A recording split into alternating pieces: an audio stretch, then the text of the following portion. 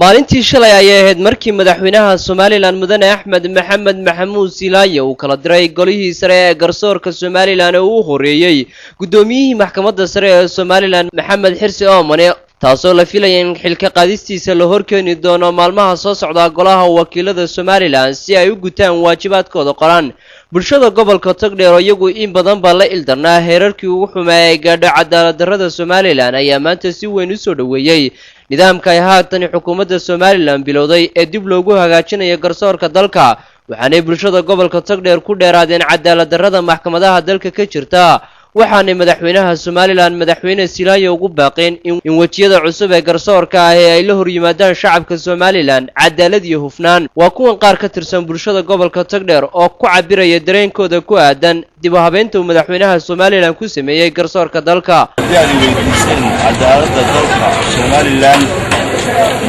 Soomaaliland waxay ka baabaaday maxkamadaha heer gobol heer degmo heer qaran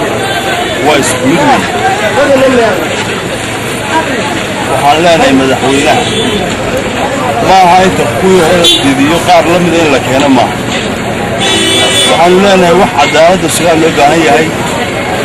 wax ummaddan cadaaladda u sameeyaa loo baahan yahay kaasaala loo baahan yahay kale intaasaa iyo gobol ahaan iyo mujtamac ahaanba waxqabadka yacnidii ku saabsan cadaaladda waanu soo dhaweynaa ee madaxweynuhu iyo dawladdiisuba ay ku tallaabsadeen aad baanu u soo dhaweynaa waxaan aaminsanahay meelaha ugu xumayd ee ugu foosha xumaa ee cadaalad darradu ka jirtay inay yihiin maxkamadaha Soomaaliland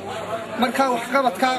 uu ka qabtay madaxweynuhu aad baanu u soo dhaweynaa waanu ku hambalyeynaa waxaana leenahay haddaan cadaalad la helin dawladnimo la heli maayo hawlaha gobolka Togdheer waxa weeyaan cadaaladda marka laga warramo waxa weeyaan cadaaladdu haddaan cadaalad jirin dawladina ma jirayso shicibna jiri maayo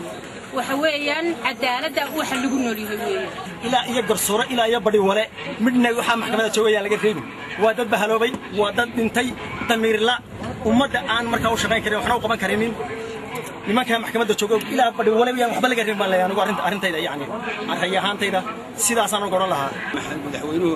cadaaladda uu ku dhawaaqay waanaanu rabnaa haddaanu burcan nahayna taa iyo si ka daran ayaanu u rabnaa oo u jecelahay uguna soo dhaweynaynaa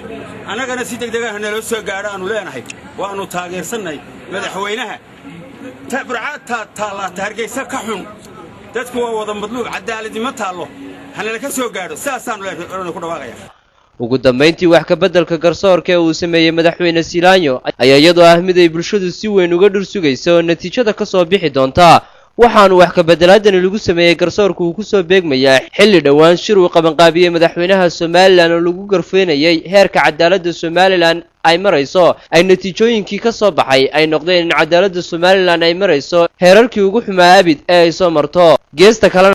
xaflad lagu maamuusay qalinjabinta dufcadii 20aad ee ka qalinjabisa maxadka xirfadaha iyo luqadaha Universal Burco ayaa lagu qabtay Hotel City Place ee magaalada Burco taasoo ay ka soo qayb galeen xildhibaano ka socday golaha deegaanka degmada Burco maamulka iyo macallimiinta dugsiga iyo mas'uul sare oo ka socday wasaaradda waxbarashada Soomaaliland waalidiin abwaane iyo marti sharaf kale oo badan ugu hore waxaa halkaasi ka hadlay maamulaha dugsiga Universal Cali Axmed Cali Janaale oo ka warbixiyay taariikhda iyo heerarkii kala duwanaa uu soo maray dugsiga isagoo tilmaamay in dugsigani jiray muddo haatan gaadhaysa 21 sano ilaa xilligaasna uu si weyn ugu hawlanaa inuu bulshada gobolkani ka haqabtiro baahida dhanka cilmiga waxaanu maamuluhu mahadnaq ballaaran u soo jeediyay waalidiinta 200 ee arday ee maanta ka qalin jabisay barashada luqadda Ingiriisiga iyo qaybaha kala duwan ee xirfadaha kombiyuutarka waxaanu maamuluhu ku dhiirigeliyay in ardaydan ay si wataan waxbarashadooda maanta wax lagu faanaa in macadka Universal waqtiga uu shaqeynayay ay shaqadiisii maraysa joogsan oo haweeney socotay ama maanta waa ka sanad kasta ay ardaydu ku qalinjabinayso waxay qaadanayso waxbarashada iskuulka u bixiyaan waxay ku gaarsiinta mar kasta ama maanta ay ku salaysan tahay hadal baahida waxbarashada ka jirta gobolka iyo waddanka ka jirta gudoomiye ku-xigeenka golaha deegaanka degmada Burco ahna maayir ku-xigeenka magaalada Burco Master Axmed Cabdifalaay oo isna xafladaasi ka hadlay ayaa ku dheeraaday muhiimadda ay leedahay waxbarashadu isagoo ku amaanay maamulka iyo macallimiinta dugsigani sida ay ugu heelan yihiin inay waxbarashada ka qabtiraan bulshada waxaanu kula dardaarmay ardayda inay waqtigooda geliyaan waxbarashada iyo barashada tiknoolajiyadda casriga ah waxaa kaloo iyaguna xafladaasi ka hadlay xildhibaan siciid nuur waaye, xildhibaan cabdi axmed iidle cabdi burco, xildhibaan cabdirasaaq maxamed jaamac, kormeeraha wasaaradda waxbarashada ee gobolada bariga somalilan axmed cilmi siciid lafoole, qurbajoog, abwaane iyo martisharaf kale oo tiro badan. dhammaantoodna waxay ku dheeraadeen muhiimadda ay leedahay waxbarashadu iyo sida loogu baahan yahay in ardaydu ay dadaal dheeraada u sameeyaan. geesta kale waxaa iyaguna halkaasi khudbado ku baxayay afafka ingiriisiga iyo gabayo ku baxayay afka soomaaliga kasoo jeediyey qaar ka tirsan ardaydii qalin jabinaysay, taasi oo ka turjumaysay aqoontii ay ka barteen maxadkan universal. waxaana halkaasi shahaadooyinkoodii lagu guddoonsiiyey